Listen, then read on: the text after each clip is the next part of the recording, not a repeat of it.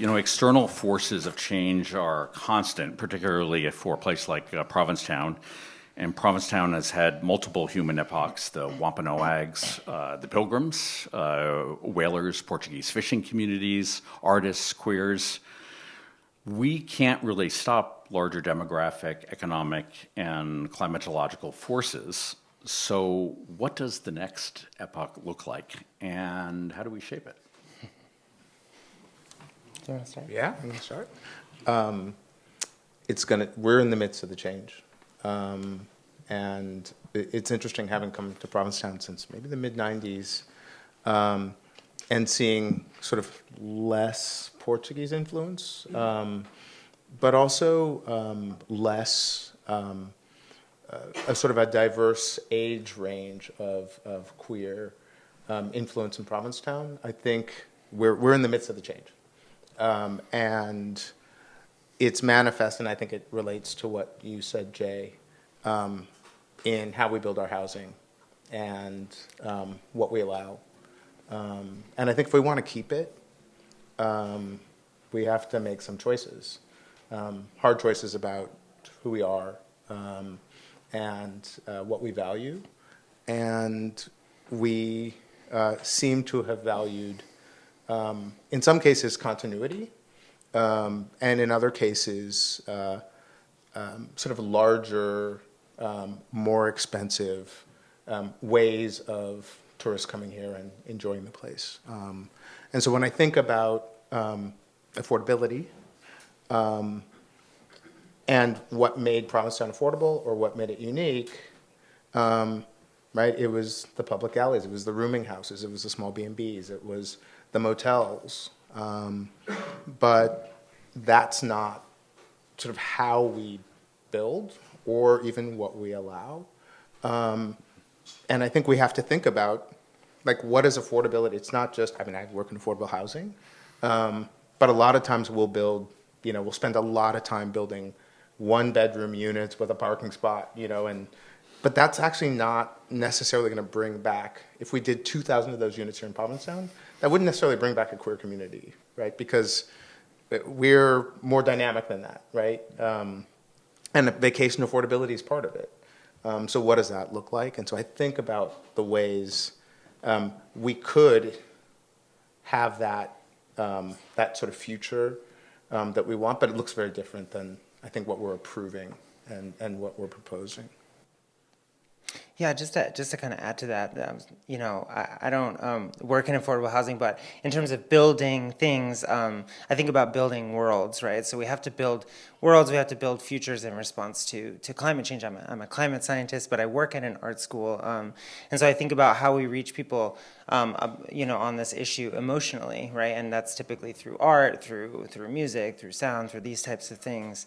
And so we'll probably talk about that, a little later on. So I'll kind of save the details for that. But there's a comment I wanted to make. You mentioned the indigenous people that were here first, right? So often when we think about climate change, it's sort of presented to us as an apocalypse. Like, this is the apocalypse, the end of this world, right? And that might be okay, right? This world maybe could end, but it's important to think about. I don't mean the whole world. I just mean like this. But it's important to think about how lots of different groups of people, cultures, etc., have had their own sort of ends of the world, right? The indigenous people had an apocalypse and are still in many ways sort of experiencing the effects of that. So I take almost offense to the framing of climate change as this like big apocalypse, right? It's the end of this world, but we still have time to build a new world. And so we have to, instead of just sort of addressing things from a sort of policy minutia standpoint, we do need to sort of think about how we change the culture, how we push things forward, and create spaces that are going to work for everyone. And so what do I think the future, what would I like the future world that we build to look like? I'd like it to be collaborative. I'd like it to be egalitarian. I would like it to center voices that are not typically centered, queer people, people, Black and brown people, indigenous people, etc. And I think that if we can do that, I'll probably reference it a lot today, but Octavia Butler is one of my favorite authors, and she's, a very well-known Afrofuturist. She writes about building new worlds, often in the wake of environmental catastrophe, and it's really important to sort of note that all of the worlds she builds are built collaboratively, collectively, with this egalitarian sort of overriding principle to it. So I hope that that's the world that we build, that's what it looks like. So Mika, I love the way that you do really think, because I think all of us think about climate change like it is the end of the world is coming, and we better get busy and buy our electric cars and put our houses up on pilings and be prepared for it. But it really is there. I think in some ways we're kind of in a post-apocalyptic world, particularly if you think about colonialization and slavery and what my people as a Mayflower descendant did to Native Americans when they arrived here. But say more about how do you find this kind of sense of hope and optimism and community care and joy in thinking about a path forward? Yeah, so I'll apologize in advance if I come off a little flippant about climate change. I've been working as a climate scientist for almost 20 years. I teach 3 courses a semester about climate change, and sort of the only way actually that I can emotionally survive that is if I think about it in an optimistic way that kind of centers joy, but more scientifically. Oftentimes, right, climate change, as I mentioned, is sort of presented to us as an apocalypse, right? It's the end of the world. It's the end of the human species. I don't know, you open the New York Times, and every week it's like a news story about how the world is ending. And part of me is like sort of starting to think that it's like almost conspiracy theorist that this is deliberate, right? Because when it's presented as an apocalypse, it forecloses on the possibility of a future. If the world is ending and we've all decided that the world is ending and this is the end, what point is there if we're going to, in building a future world? And I think that in many ways, I just really disavow that notion, right? There's a lot of literature that says fear, anxiety, despair, these are really powerful emotions, but they're not like sustainable if we're going to sustain a big response to climate change, which we need to do, right? It's more than just buying electric cars. It's more than just putting a tax on fossil fuel companies. It's more than just putting solar panels on our houses, right? It's all of those things and other things maybe that we haven't even imagined and haven't even thought of yet.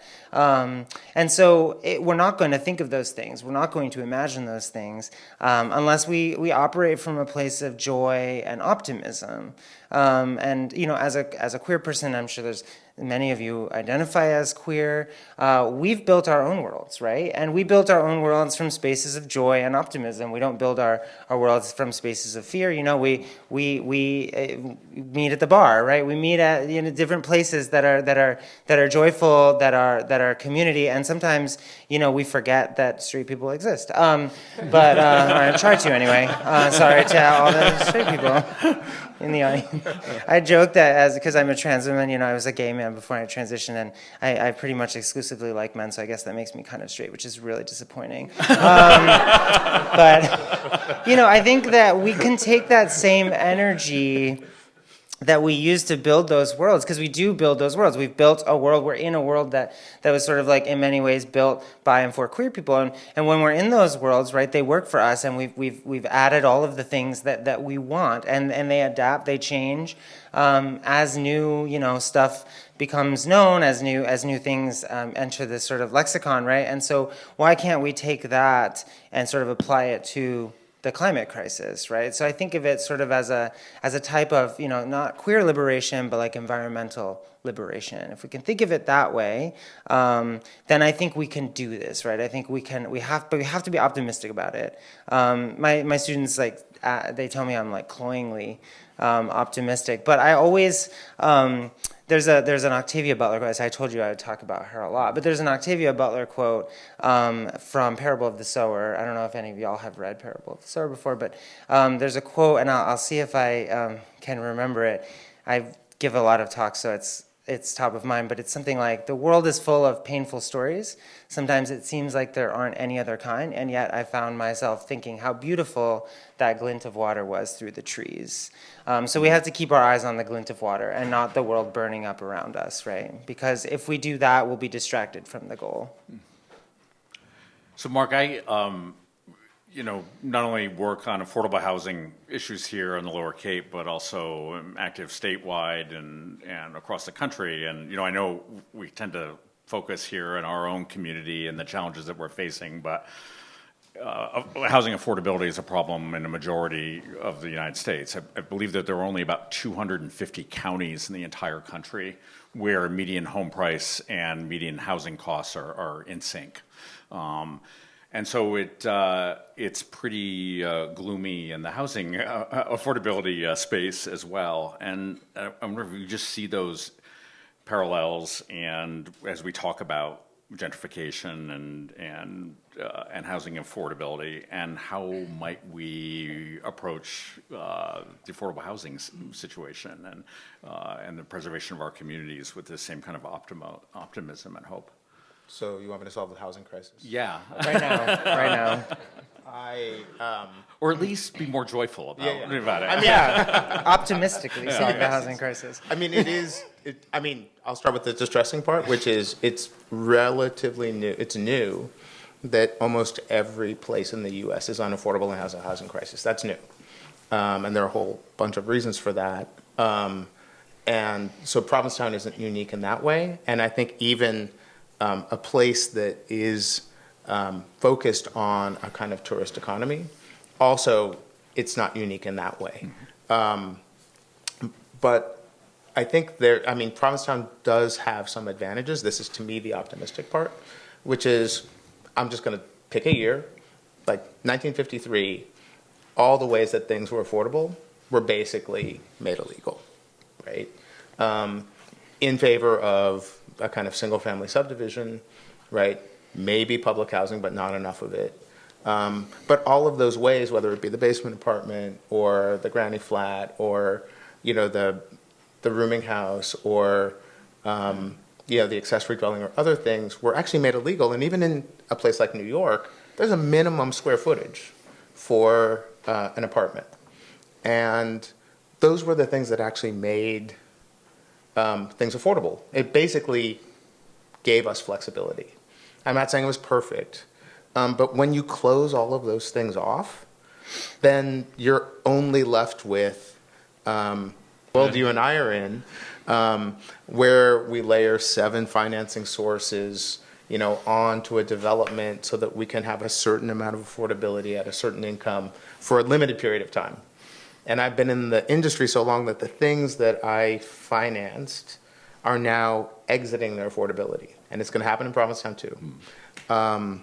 So we need other tools other than just this very layered, very Reagan-esque response to the housing crisis, which is the private corporations will do it as long as we incentivize or subsidize them. Right. Because that's not how we did it. That's not how we do it as queer people. And there might be better ways to do it. But on the climate change, and this is maybe a little bit of optimism, is if those 50 properties on the waterfront become uninsurable, they actually also become more affordable. Because the corporation... I'm sorry if there's anybody here who owns one of those properties, but... because you're not going to get a bank loan, right? And you are... and you're vulnerable, you'll probably self-insure. And we're actually going to start to... we're seeing it already, right? Whether it's, Arizona saying, we don't have enough water to have new subdivisions. Okay, well, they're not going to stop building in Arizona, sadly, because I don't think that's the right place for the fastest growing counties in the country to be. But something else will happen. And California, because of wildfires, Florida, because of hurricanes, insurers are saying, we lose money every year with your hurricanes. And we know that those hurricanes are going to be stronger every year. Into those situations, to me, optimistically, come opportunities, right? this town, right? Whaling went away. What happened? Some period of decline, and then a new world emerged. Soho, right? Manufacturing went away in that part of town, and something else emerged. There was a gap. There was a painful moment of vacancy. But I think we can try to think about the interesting ways we can take what seems like calamity and make opportunity from it. It almost seems, sorry to butt in, but it reminds me of this book by Anna Singh, The Mushroom at the End of the World. I don't know if you've, but it's the same idea. It's the Matsutake mushroom industry in Oregon only exists because of the lumber industry. And so it's like they're able to create this much more collaborative and egalitarian economy out of capitalist sort of disaster. So yeah, it reminds me similarly. So let's shift gears a little bit and talk about the culture of Provincetown, and should we keep Provincetown weird, or can we keep Provincetown weird? I think that many queers don't necessarily need a refuge in the way that my generation and generations before me did, and that younger LGBTQ folks are finding alternative refuges online in mid-sized cities around the country, and that while LGBTQ folk in more conservative communities and communities of color may still very much need an enclave, it might not necessarily be Provincetown, and particularly what Provincetown has kind of become. So what does this all mean for our role and our history as a queer enclave? You're not going to be optimistic, Mika? No, I am. I mean, I'm not from Provincetown. I did grow up in Connecticut and have been to Provincetown. We have a similar sort of version of Provincetown near Chicago, where I live. And when I lived in LA, there's Palm Springs. So there are these similar types of communities all around the world, all around the United States. And I think it's possible that younger queer folks don't need it as a refuge or as an escape. But I do think that queer people need a place that's ours. My husband and I are both trans, and we were driving here, and I actually saw more pro-Trump signs on the way from Boston to the end of the Cape than I see driving through like Nebraska. It was very weird and unsettling, but as soon as we got to Provincetown, I was like, and there was a point we were driving and I had to go to the bathroom really bad, and I was like, I don't know if I'm like passing enough, if I can walk into a bathroom. As soon as we got into Provincetown, I was like, okay, it's safe again, I can go to the bathroom, which is like a weird, thing. So I do think it's really important that we have it. But what it looks like, it might be different than it was 30, 40, 50 years ago, but I do think it's really important that we have this space. I don't know. Yeah. Well, and I think also, it's important for many places, but Provincetown especially, to look at what are queer enclaves that are being created or were created recently look like, right? They're very different. Free speech, as one example in New York, you take a $10 jitney, or you take the subway, or you take the ferry, you go for the day. It's the queerest place on earth. And there is like so much joy there. And it doesn't cost anything, actually, right? Well, I guess the ferry's $4, but it's like bring your lunch, have community, and to me, that's actually a great thing, right? All of those amenities in our cities before, cruise ships and air travel and everything else, right? We stayed in our cities for the most part in order to experience joy or the sun or vacation. And it's interesting because in queer communities, whether it be, LA or San Francisco, I look at like Dolores Park. When I lived in San Francisco, Dolores Park was not the place that like it is now, right? Yeah. It is like, on a sunny weekend, that place is packed with queer joy. So I think it's great that we are now rediscovering some of the places, the urban spaces, and Provincetown's competing. If it's very expensive, I know a lot of people that it's not even on their radar because what are they going to do? Doable. $6,000 a week for a house. So I do think to try to create some of those spaces that we're seeing would be great because, like with urban planning, it's like we have the infrastructure here. We have the queer infrastructure. We have the beach infrastructure. We have the restaurant infrastructure. We have all of these infrastructures that would be of incredible benefit. And, as Mika said, it's still a refuge. Mm-hmm. I mean, it's you come to this place and sometimes you see it, with the teenagers, with their parents, and you're like, that's why you're going to be back. So I do think it's still a refuge, and I think we can think about the ways that we can welcome people of more variety of ages and incomes here. So let's focus a little bit on kind of like how do we get there in dealing with these challenges. Marc, you touched on this just a little bit, but I think what is it that we're willing to sacrifice, and what kind of major changes are we willing to make? I mean, how many gardens have been paved over for parking? How many small inns and B&Bs out there have been converted to single-family houses or condos, or one of the things that happens now is businesses buy up old guest houses to house their staff. Mm-hmm. And are we willing to, or can we even afford to build the town that used to be? Given the regulatory challenges that you talked about of this affordable housing system.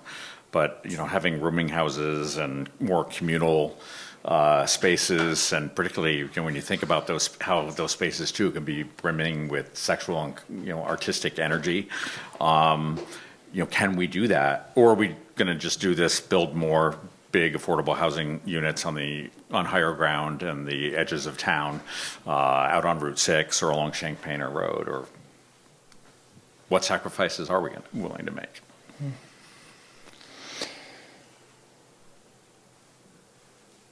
Go ahead. You go first. I went first last time. I mean, I think.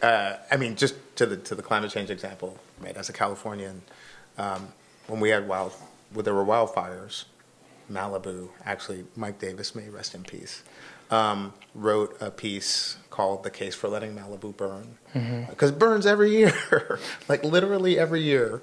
And what happens is, after the wildfire, the houses are bigger, right? Because traditionally they've been insured, and the notion is that the municipality is going to approve, the banks are going to lend, and the markets are going to be there for bigger houses. So with each wildfire, you get bigger houses, less affordability. So I think some of those things have to change, and I wonder if here, we say. And there have been a couple of moments, right? Like that, I don't know, polar vortex, the thing that ruined my plumbing, whatever that we called that thing, or the vacuum system. After that happens, I think the inclination is let's make sure that everything gets back up and running the way it was.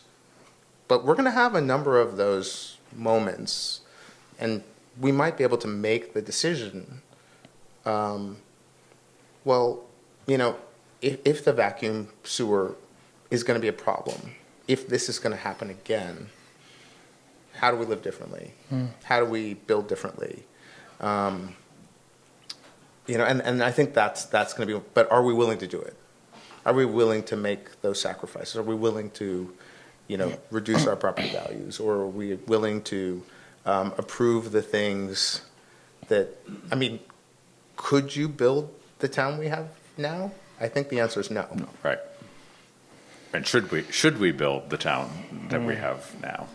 Yeah, just going off of that, there are some hard pills to swallow with climate change. We've been talking a lot adaptation, right, which is slightly different than mitigation. Mitigation is like putting solar panels on your house and cutting emissions, but adaptation is how we build our cities to sort of withstand our settlements to withstand the changes from climate change. But there are some hard pills that we may have to swallow with this, as people have been mentioning. So just speaking generally, I'm not going to tell Provincetown what it should do because I don't live here. But I think that there's an inclination for people to, when we're faced with the thought of apocalypse or the end of the world, that we kind of like, I'm going to go in my bunker, my property, and I'm going to kind of weather it out in my own thing. But I mentioned this at the beginning. The response to all of these things is going to be much better if we do it collaboratively, if we do it collectively, right? If you look at maps of per capita impact on climate change, ironically, cities have the lowest per capita impact on climate change because people are living so close together. It's easier to get resources to folks, right? The housing is denser, so you're actually using up less land per person. You're using less resources. Everything is centralized. So the real, this is my current kick, and I'm working on a really cool project with a grad student.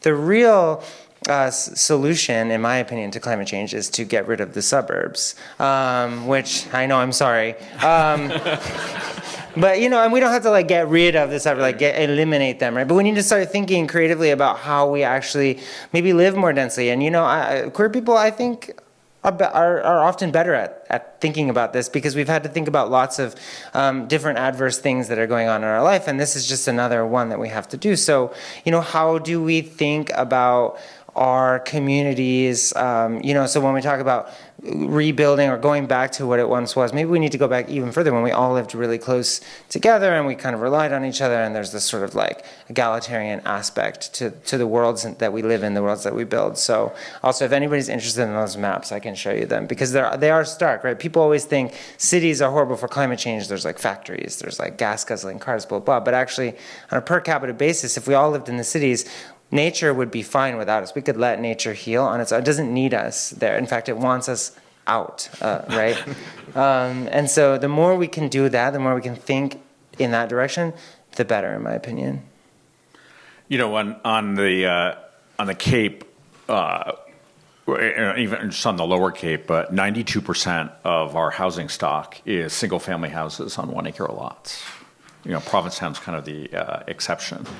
Yet, in trying to move affordable housing forward, we're often confronted with just incredible resistance of the thought of building 65 units of housing on a couple acres. Like, no, we want to, but what is being proposed is just really perpetuating suburban sprawl, especially where we have we don't have great public transportation either. And yet, even in a progressive, forward-thinking community like Provincetown, the good news is 2 weeks ago, we got a 65-unit affordable housing development over near the old VFW site, got funded.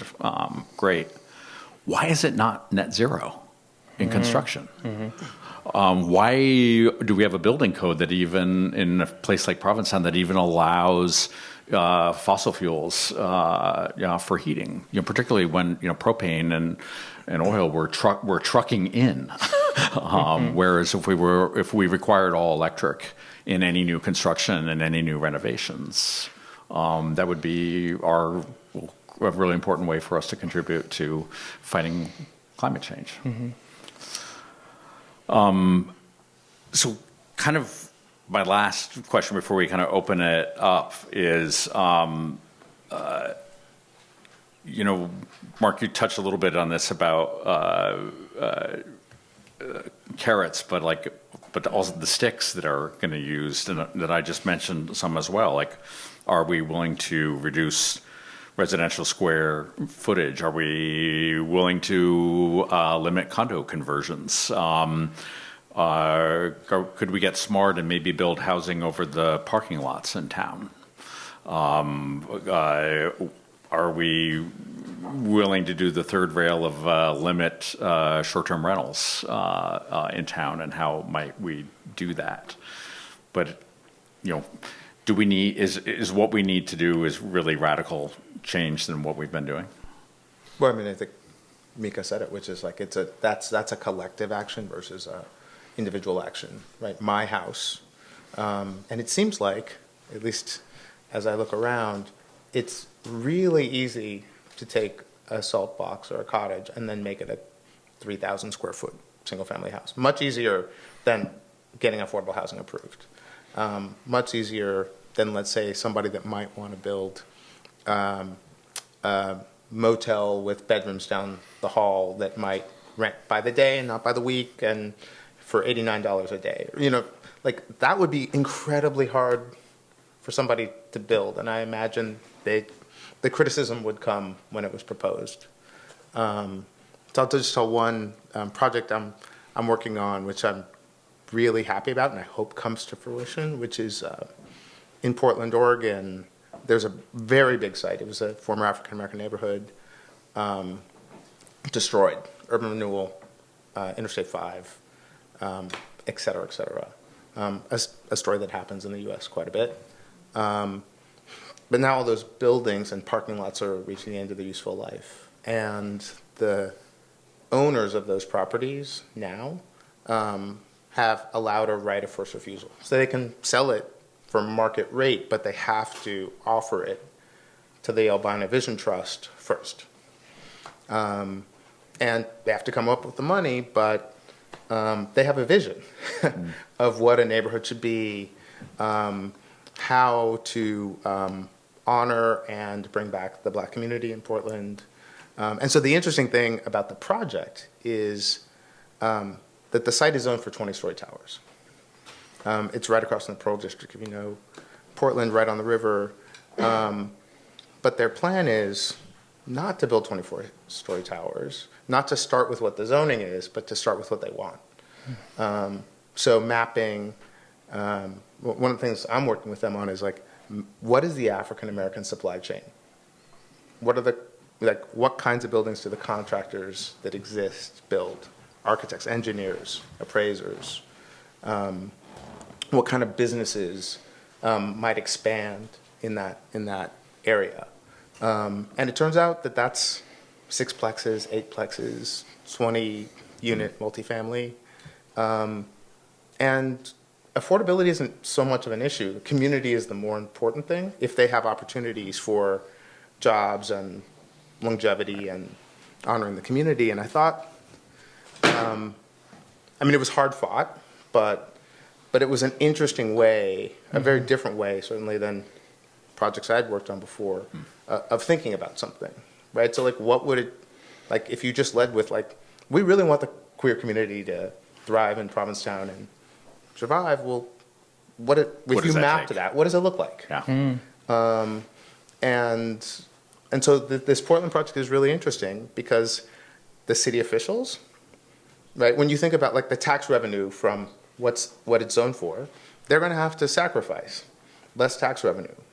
The developers that are salivating are going to have to sacrifice. But it actually, if you do the math, creates more economic value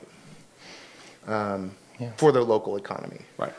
So I think if we start thinking about what we want first, not what you can build, but what we want, or the world we want to see, you might get a totally different result than where we live now. Right. Yeah, this reminds me of when we think about climate change, right? This is a perfect example. Climate change is often presented as loss. There's so much loss, right? We must cope with loss. We must lose this. We must lose that. You have to give up meat. You have to give up having a kid. You have to give up driving a car. And what happens when people are confronted with all of that sort of notions of loss is they kind of retreat, they despair, and they're like, I'm going to protect what's mine. But actually, if you can frame things and think about things not as loss but as opportunity, like the example that you just said, right? Then actually you can turn what was once this despair over all of this loss into this optimism about the incredible opportunities and futures that we could build. That's sort of like exactly the work that I do when I work with young artists, where, you know, I don't know if any of you know Gen Z folks, but I work with a lot of Gen Z folks, and they're all like, the world's ending, I'm so anxious, the climate is a disaster, blah, blah, blah. And a lot of it boils down to these feelings, this despair about loss, about losing things that they may have never even actually had in the first place. And so I'm like, why are you afraid of losing this? Like, you don't even have it. Like, build a better thing. Like, we can build a better thing. And queer people, for example, have built really great, better things, way better than straight people. So, just kidding. But, you know, so it's that kind of, that idea, right? I mean, I use queerness as an analogy all the time, because it was like, in the worst of the worst, right, during the HIV/AIDS epidemic or whatever, queer people somehow managed to sort of build really more beautiful things out of that, right? So we could do that for climate change. And in a place like Provincetown, it's like we're dealing with both. We could do it. It's even better.